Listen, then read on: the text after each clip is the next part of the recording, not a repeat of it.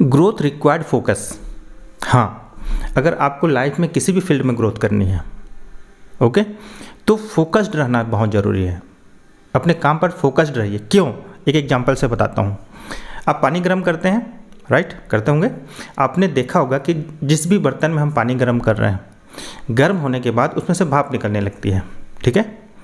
और वो भाप जो है ना हवा में विलय हो जाती है, घुल मिल जाती है, कुछ भी पता नहीं चलता उसके बारे में, ठीक है?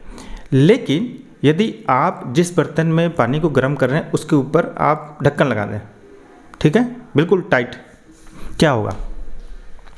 आप देखना कुछ समय के बाद वो बर्तन ब्लास्ट हो जाएगी। समझ रहे हैं? ऐसा क्यों? ऐसा इसलिए क्योंकि जो भाप हवा में बिखर जा रही थी, है ना, उसे हमने एक जगह एकत्रित किया, यानी फोकस्ड किया, जिसकी वजह से वहाँ पर ऊर्जा पैदा हो गई, और इतनी ऊर्जा पैदा हो गई जिससे वो बर्तन जो है ना वो ब्लास्ट हो गया। इसी एनर्जी से आपने देखा होगा कि भाप का इंजन, ठीक है, ट्रेन का इंजन भाप से चलने वाली, वो बन पाई। तो फोकस्ड रहना बहुत ज़रूरी है। और यहाँ पर क्या होता है, हम जो है सोचते हैं कि यार इस काम को बाद में कर लेंगे। क्यों? क्योंकि अभी आराम करना चाहते हैं। हम सोचते हैं काम को बाद में कर लेंगे। क्यों? क्योंकि हमारा मन मनोरंजन की ओर भागता है। समझ रहे हैं? तो अगर आप अपने काम में फोकस्ड नहीं हैं, अपने काम को छोड़ करके आप ऐसे और दूसरे कार्य पर ज़्यादा महत्व देते हैं, ग्रोथ हासिल नहीं होगी। फोकस्ड रहना बहुत ज़रूरी है। अब बात आती है फोकस्ड कैसे होंगे। फोकस्ड आप तभी होंगे जब आपका विजन क्लियर होगा। समझ रहे हैं? क्लियरिटी से फोकस आती है। अब यहाँ पर आपको मैं एग्जांपल देता हूँ कि अगर कोई बच्चा मैथ्स की क्वेश्चन को सॉल्व कर रहा होता है ना, तो आप देखना कि अगर उसे क्लियरिटी नहीं है कि कौन सा फार्मूला वहाँ पर यूज करना है, वो क्लियर नहीं है, ठीक है, इसे आंसर कैसे करना है, वो कभी भी आंसर तक नहीं पहुँच पाएगा। ठीक? तो आप क्लियर रहिए कि आपको करना क्या है। जब आपको ये पता चल जाएगा कि आप जो चाहते हैं वो आपको कैसे मिलेगी, तो सीधी सी बात है कि आप अपने काम पर फोकस्ड रह पाएंगे। और ये क्लियरिटी कैसे आएगी?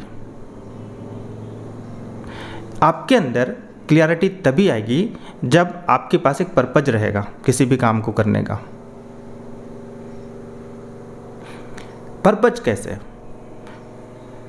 जैसे कि मान लीजिए कि कोई एक कमरा है, राइट? एक कमरा है। चलिए कमरे को छोड़िए, मैं एक दूसरा एग्जांपल देता हूँ। मान लीजिए कि एक मकान है, राइट? मैं बोलूँगा कि उस मकान की दीवार को आप तोड़ दो। क्या आप तोड़ोगे? नहीं तोड़ोगे, कोई भी नहीं तोड़ेगा। बोलेगा क्या बात कर रहे हो यार। लेकिन अगर मैं कहूँ कि उस मकान के अंदर में कोई व्यक्ति फंसा हुआ है और घर पर आग लगी हुई है और उस घर को खोलने का कोई उपाय नहीं है, राइट? अंदर से बंद है, वो हम नहीं खोल सकते, और अंदर में व्यक्ति फंसा हुआ है। क्या आप सोचेंगे कि दीवार को तोड़ा जाए कि नहीं तोड़ा जाए?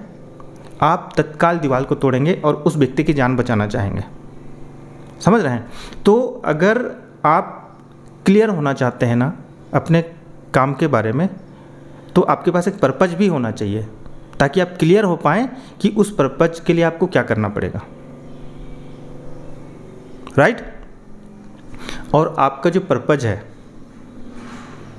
उसके लिए ज़रूरी है सेल्फ एनालिसिस की, कि वास्तव में आपको क्या चाहिए, आपके पास कौन सी स्किल है और आप क्या कर सकते हैं और कौन सी स्किल आपको डेवलप करनी पड़ेगी। इन फ्यूचर में आप किस दिशा में आगे बढ़ना चाहते हैं, वगैरह वगैरह वगैरह। तो ज़रूरी है कि आप खुद पर सेल्फ एनालिसिस करें, क्योंकि आप के बारे में आपसे अच्छा कोई नहीं जान सकता।